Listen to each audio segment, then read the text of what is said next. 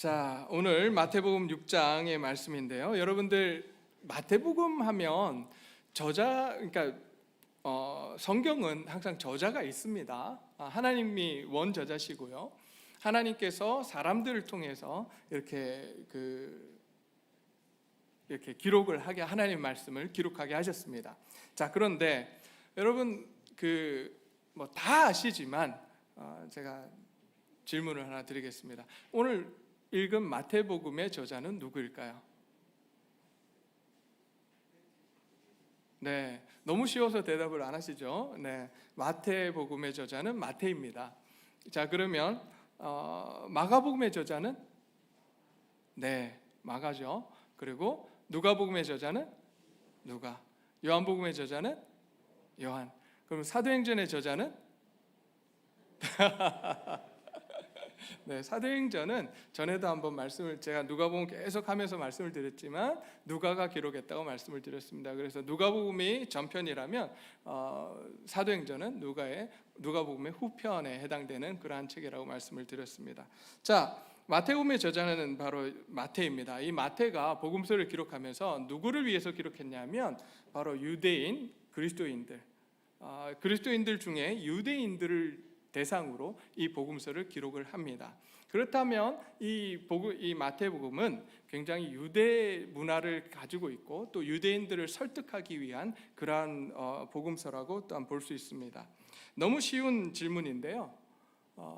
혹시 마태복음은 몇 장으로 구성되어 있을까요? 네, 28장으로 구성되어 있습니다. 이 정도는 우리가 너무 기본이기 때문에 알고 넘어가면 좋을 것 같아서 말씀을 드렸습니다. 조금 어려운 질문 하나 할까요? 자, 오늘 본문이 들어있는 마태복음 6장을 우리가 산상수훈이라고 이야기합니다. 혹은 산상설교라고도 말을 하는데요. 이 산상수훈은 몇 장부터 몇 장까지 이루어져 있을까요? 마태복음? 네, 웅성웅성 5장부터 7장까지입니다. 우리가 이 정도는 좀 알고 갔으면 좋겠습니다. 자, 5장부터 7장까지가 산상수훈으로 되어 있는데요. 이 산상수훈은 누구를 위한 말씀일까요? 누구를 대상으로 지금 예수님께서 말씀을 하고 계시는, 설교하신 내용일까요? 자, 저를 보시면 답이 안 나옵니다. 성경을 보셔야 되는데 마태복음 5장 1절 한번 볼까요? 뭐라고 나오는지? 자, 마태복음 5장 1절 한번 보겠습니다. 마태복음 5장 1절 보면 이렇게 되어 있습니다. 예수께서 무리를 모시고 산에 올라가 앉으시니 누가 나왔어요? 제자들이 나옵니다. 자, 그러기에 이 제자들에게 예수님께서 이 산상수훈을 말씀하고 계신 거예요. 전체 무리도 있었지만 예수님의 관심은 예수님의 제자들에게 있었습니다. 누가복음 12장 22절 보게 되면 예수께서 자기 제자들에게 말씀하셨다라고 또한 분명하게 말씀을 해주고 있습니다. 자, 그렇다면 이 제자들, 유대인이죠. 제자들도 역시 유대인입니다. 유대 문화에 있었던 이 제자들인데요. 이 제자들은 어떤 사람들이었을까요? 그리고 그들은 왜 예수님을 쫓아다녔을까요?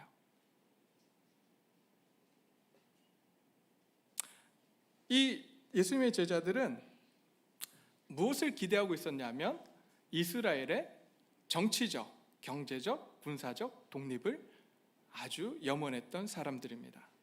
여러분, 예수님의 제자들, 12제자들 뿐만 아니라 많은 제자들이 있었는데 특별히 사도들이라고 하는 12제자들의 출신이 대부분 어디죠? 어디입니까? 갈릴리죠. 근데 우리가 이제 옛날에는 갈릴리는 굉장히 무식한 사람들이었다 이렇게 이야기를 많이 했습니다. 근데 사실 그렇지 않아요. 갈릴리 사람들은요 굉장히 열정적인 사람들이었습니다. 굉장히 열정이 있었던 사람들이에요. 특별히 하나님을 섬기는 일에, 무엇보다도 또 이스라엘의 독립에 관해서는 굉장히 열정적이었던 그러한 사람들이었습니다. 왜냐하면 사실 갈릴리는요 그 유대 지역과 예루살렘이 있는 그 유대 지역과 그 중간에 뭐가 있냐면 사마리아라고 하는 그러한 지역이 있습니다. 사마리아라고 하는 지역을 두고 그 위쪽에 갈릴리가 있거든요. 그렇기 때문에 이 갈릴리 지역으로 유대인들이 이제 올라가서 살게 되는데, 누가 올라가냐면 바로 열정이 있었던 사람들, 하나님 나라의 회복, 그들이 기대하는 유다 왕국의 회복을 꿈꾸던 사람들이 이 위로 이주를 했다는 기록이 있습니다. 그렇기 때문에 갈릴리 사람들을 그냥 무식쟁이로 우리가 평가할 수 없어요. 그들은 열정이 있었고 하나님의 말씀을 공부했었고, 또한 누구보다도 굉장히 열성적으로 독립을 꿈꾸었던 사람들이었습니다. 근데 그런 사람들 가운데 이 제자들이 있었습니다. 이 제자들이, 그렇기 때문에 이 제자들이 굉장히 독립을, 이스라엘의 독립을 꿈꾸던 그러한 상황 가운데 있습니다. 그러기에 이 12 제자들, 그리고 예수님의 제자들은 계속해서 예수님을 따르면서 이스라엘의 정치적인 독립, 군사적인 독립을 계속해서 꿈꾸며 예수님을 메시아라고 생각하고 따라다닙니다. 그런데 그러다 보니까 이 제자들 사이에서 무엇이 일어났을까요? 어떤 일이 발생했을까요? 우리가 정치를 이렇게 보시면 잘 알잖아요. 어떤 일이 일어나죠? 누가 높은지를 두고 싸우게 됩니다. 이런 걸 보면 참 재밌어요. 성경이요, 굉장히 좋은 것만 기록하지 않아요. 우리 생각에는 하나님의 말씀을 기록했기 때문에 좋은 것만 기록하고 나쁜 것들은 기록하지 않았을 것처럼 보이지만, 성경을 자세히 들여다보면 우리의 인생을 너무나도 잘 보여주고 있습니다. 우리의 사회를, 우리의 모습들을 너무나도 잘 그려주고 있어요. 예수님을 따르는 이 제자들, 특별히 12 제자들 사이에 굉장히 큰 싸움이 일어납니다. 어떤 싸움이었을까요? 어떤 싸움이었을까요? 누가 높으냐를 두고 싸웁니다. 왜 그거 가지고 싸웠을까요? 네, 너무 당연하게 아시는데 대답을 아무도 안 하시는. 자, 왜냐하면 여러분 생각해 보세요. 예수님께서 그들이 기대한 대로 로마 정부로부터 독립을 이룹니다. 그러면 예수님을 따라다니던 이 제자들은 무엇이 되는 거죠? 개국공신이에요. 그러면 한 자리씩을 차지해야 돼요. 그런데 누가 높은 자리에 앉느냐를 가지고 싸웁니다. 그래서 요한의 어머니가 예수님을 찾아와서 이런 부탁을 하죠. 하나는 좌의정에, 하나는 우의정에 앉게 해 주십시오. 이런 부탁을 하던 그런 장면도 나옵니다. 이렇게 기대하던 이 제자들에게 예수님께서는 오늘 이 산상수훈을 통해서 그들이 가지고 있었던 가치관에 대해서 말씀을 하시며, 하나님 나라의 가치관이 어떤 것인지에 대해서 오늘 말씀을 해 주십니다. 그 대표적인 예가 마태복음 5장 첫 부분에 나오는 팔복에 관한 이야기입니다. 팔복 제가 한번 읽어드리겠습니다. 마태복음 5장 3절부터 10절까지의 말씀인데요, 한번 제가 읽겠습니다.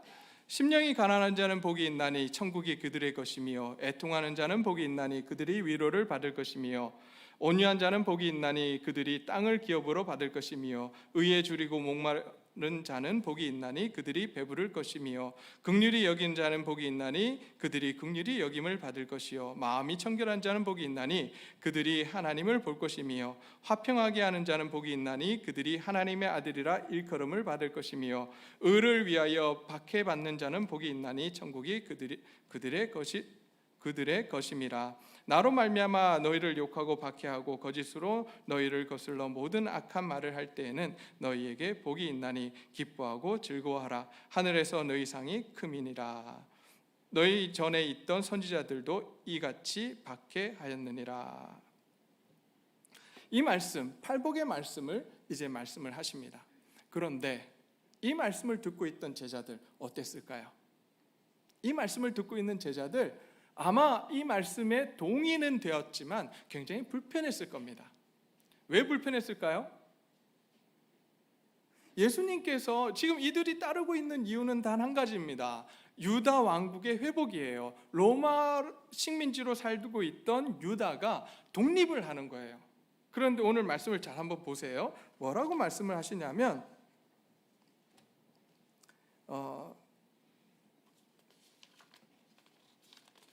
자, 뭐라고 말씀하시냐면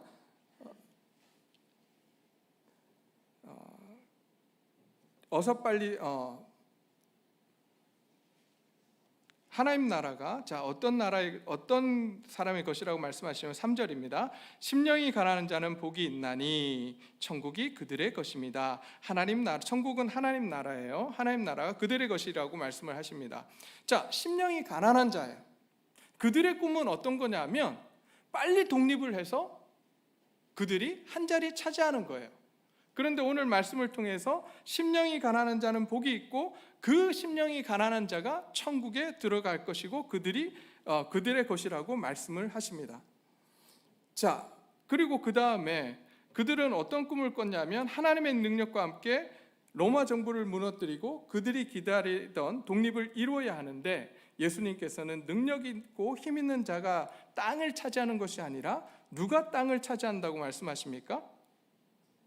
온유한 자가 땅을 차지한다고 말씀을 하십니다. 또한 그들은 로마 정부와 전쟁을 해야 되는데 예수님께서는 무엇을 요구하시죠? 평화를 요구하십니다. 평화를 이루라고 말씀하시며 평화를 이루는 자들만이 하나님의 자녀라고 불림을 받을 것이라고 말씀을 합니다. 여러분, 이 이야기를 들을 때 얼마나 불편했을까요? 그들이 꿈꾸는 세상과 예수님께서 말씀하시는 세상이 다르다는 거예요. 여기까지도 그래도 괜찮을 것 같아요. 그 다음에 나오는 말씀은 더 충격적입니다. 원수를 사랑하라고 합니다. 원수로 여기는 로마인들을 어떻게 사랑해야 될지 고민될 것입니다. 오른뺨을 치거든 왼뺨도 돌려대라고 말씀하십니다. 억지로 오리를 가게 하면 십리를 같이 가주라고 말씀을 하십니다. 로마인들을 향해 돌을 던지고 대항하는 대신에 바보같이 그들과 함께 살아가라고 말씀을 하십니다. 그러니 제자들의 입장에서 이 말씀이 얼마나 힘들었을까요? 얼마나 불편했을까요? 이렇게 예수님께서는 제자들에게 무엇을 가르치고 있냐면 하나님 나라 가치관이 어떤 것인지를 지금 말씀해 주고 있습니다. 그러기에 이런 산상수훈의 흐름에 따라서 오늘 본문이 들어있는 6장의 말씀도 지금 예수님께서 제자들에게 무엇을 가르치고자 하시는 것이냐면 하나님 나라의 가치관을 가르치고자 하는 거예요. 자, 그래서 오늘 본문 말씀을 보게 되면 제자들을 향해서 목숨을 부지하려고 무엇을 먹을까 무엇을 마실까 걱정하지 말고 몸을 감싸려고 무엇을 입을까 걱정하지 말라라고 말씀을 하십니다. 자, 이 말씀의 의미가 도대체 무엇인지 우리가 한번 살펴보도록 하겠습니다. 자, 그런데 무엇을 먹을까 염려하여 이르기를 무엇을 먹을까 무엇을 마실까 무엇을 입을까 하지 말라라고 하셨는데, 자, 그 바로 직전에 25절 말씀 바로 직전에 보면 25절 말씀에 보면 한 접속 부사가 나오는데요. 그러므로라고 되어 있습니다. 그러므로 내가 너희에게 이르노니 목숨을 위하여 무엇을 먹을까 무엇을 마실까 몸을 위하여 무엇을 입을까 염려하지 말라라고 말씀하십니다. 자, 그러므로라고 하는 그 접속사는 영어로 보면 therefore, for this reason 이런 뜻이 있거든요. 이게 무슨 이야기냐면 앞에 나오는 그 어떤 것을 통해서 뒤에 이야기가 이어졌다는 이야기를 하고 있는 거예요. 자, 그러면 오늘 이 앞쪽에 있는 24절 말씀이 이 말씀의 키가 되는 거예요. 24절 말씀을 다시 한번 읽어보겠습니다. 24절 말씀을 보게 되면 한 사람이 두 주인을 섬기지 못할 것이니 혹 이를 미워하고 저를 사랑하거나 혹 이를 중히 여기고 저를 경히 여김이라. 너희가 하나님과 재물을 겸하여 섬기지 못하느니라. 뭐라고요? 하나님과 재물을 겸하여 섬기지 못하느니라. 그리고 나서 그러므로라고 이렇게 되어 있는 겁니다. 여기서 지금 재물이라고 하는 이 단어는요, 만몬이라고 되어 있습니다. 이 만몬은 뭘 의미하냐면 돈과 부를 의미하는 것입니다. 즉 세상의 대표적인 가치관인 물질주의를 상징한다고 볼 수 있습니다. 여러분, 물질주의라고 하는 것이 어떤 것입니까? 물질주의라고 하는 건요, 어떤 거냐면 물질이 최고의 가치를 갖습니다. 그래서 내가 돈을 얼마를 갖고 있느냐에 따라서 내 가치가 정해지는 거예요. 그게 물질주의예요. 자, 그런데 그 물질주의와 함께 하나님을 섬길 수 없다라고 말씀합니다.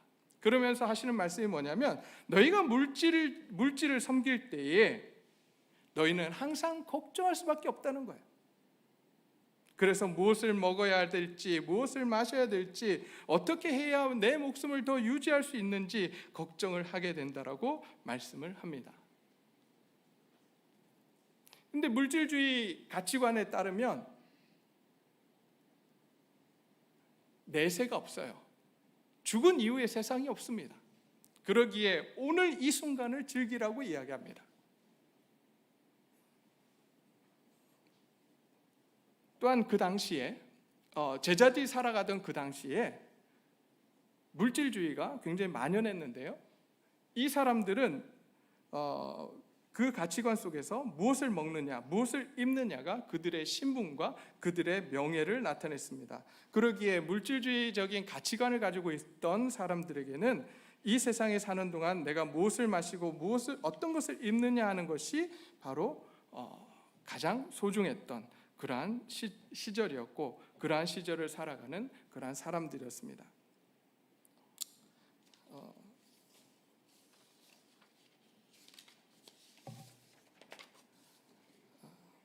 그렇다면 하나님 나라 가치관은 무엇일까요?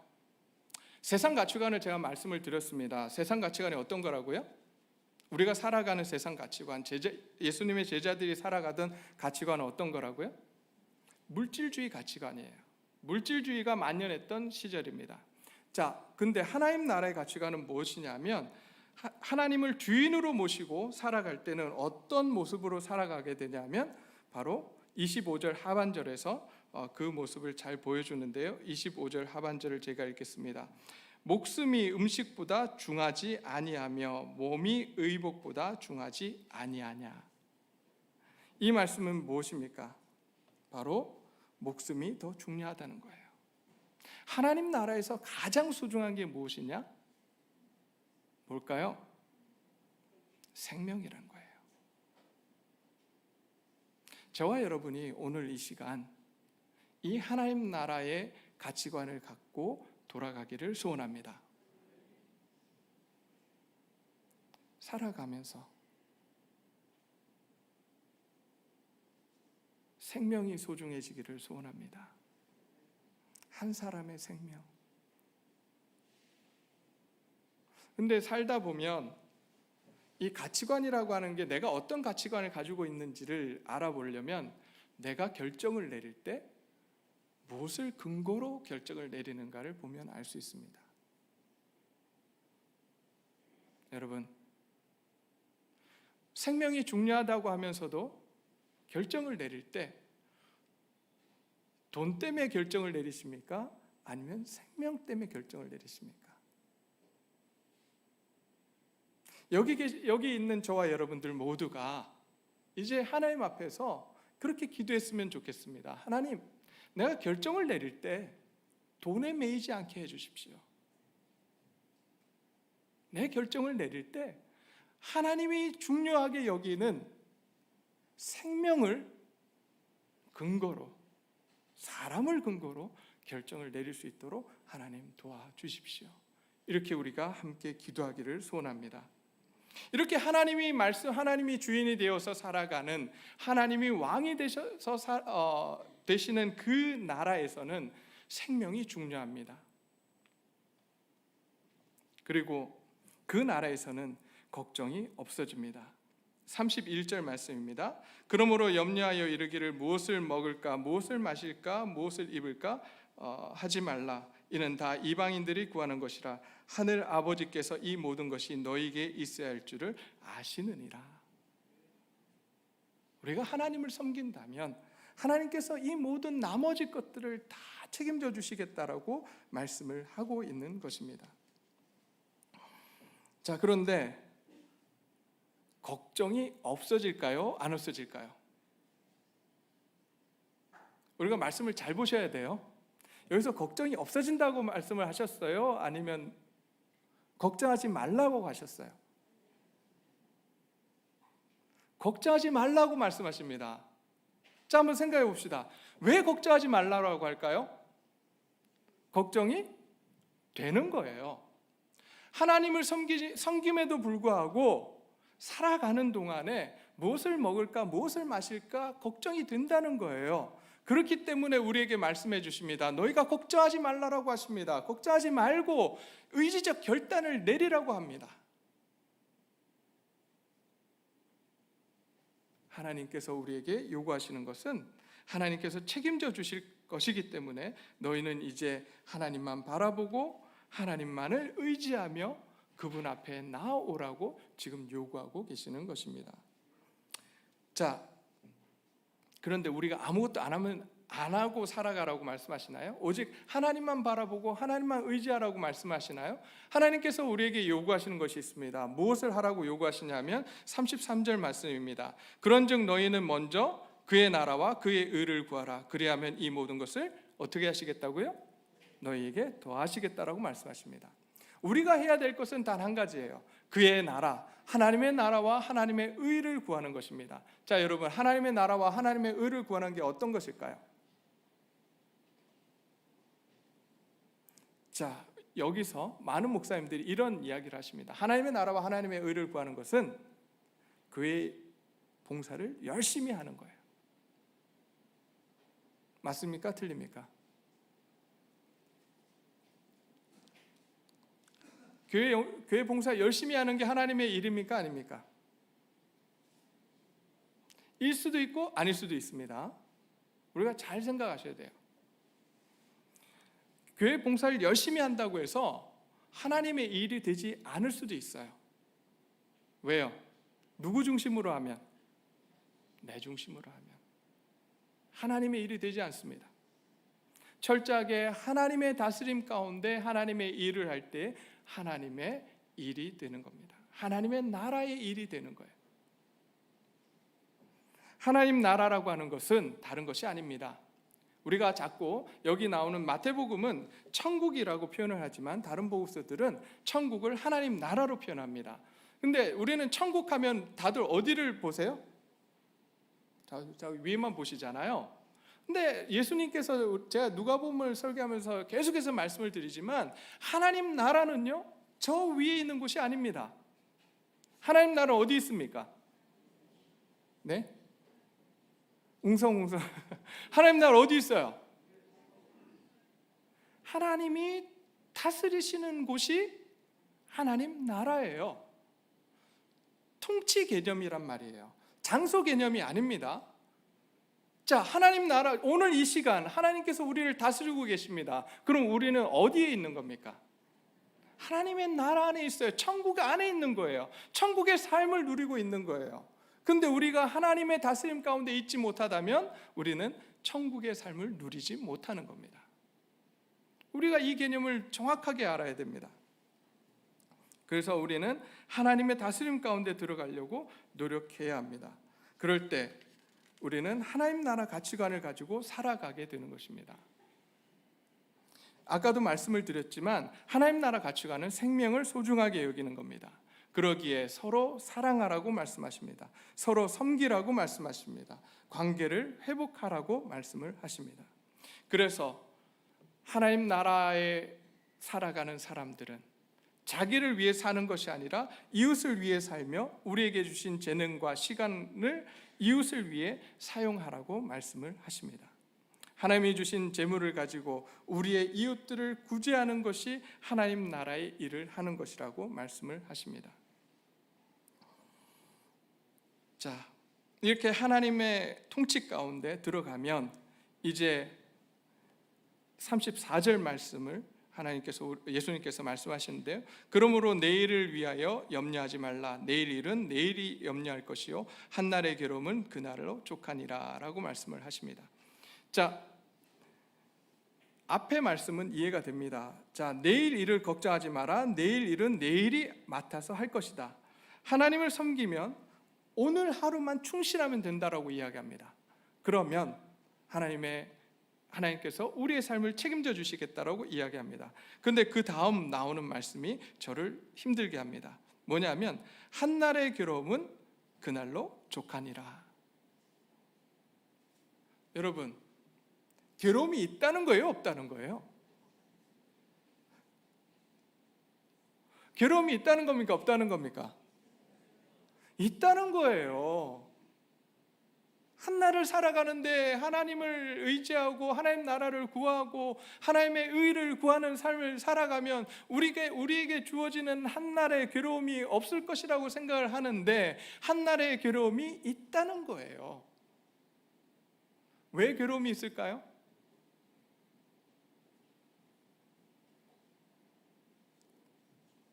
우리가 하나님 나라 안에서 살아가는 것은 우리의 본성과 다릅니다.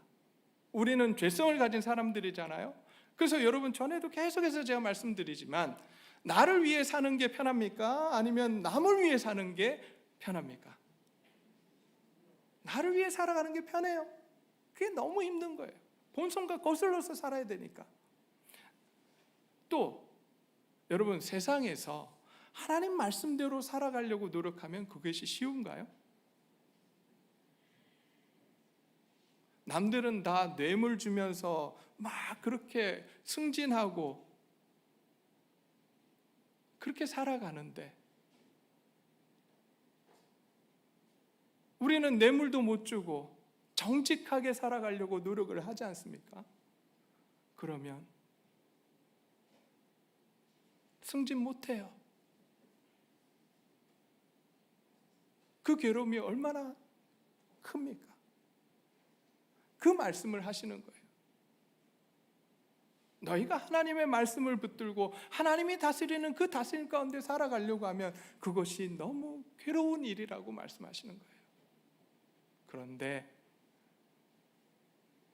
그 괴로움 속에 너희를 가만히 놔두지 않겠다라고 오늘 우리에게 말씀하십니다. 너희 혼자 놔두지 아니하고 내가 너희와 함께 하겠다라고 말씀하십니다. 그것이 오늘 이 말씀이 주시는 약속이에요. 여러분, 우리가 말씀대로 살아가면 뭐든지 잘 될 것 같죠? 만사형통할 것 같죠? 아닙니다. 힘들고 어려워질 수 있어요. 그런데 기억하세요. 누가 함께 하시겠다고요? 하나님이. 여러분에게 하나님은 어떤 분이십니까? 저에게는요, 만왕의 왕이세요. 이 천지 만물을 지으신 하나님이세요. 그러기에 이제 저는 그 하나님을 의지하려고 합니다. 제가 앞서서 말씀을 드렸잖아요. 일주일 동안 힘든 시간들을 보냈다고. 하나님을 더욱더 바라보는 시간들이었습니다. 이제 계속해서 하나님을 바라보려고 합니다. 오늘 이 자리에 함께한 저와 여러분들이 모두가 그런 한 주간의 삶이 되셨으면 좋겠습니다. 힘들고 어렵다 할지라도 말씀대로 살아가는 거 쉽지 않습니다. 하나님의 통치 가운데 살아가는 거, 세상에서 그렇게 하나님의 백성으로서 살아내는 거 쉽지 않아요. 그런데 여러분, 기억하십시오. 하나님이 여러분과 저의 손을 붙들고 함께 하시겠다고 말씀하고 계십니다.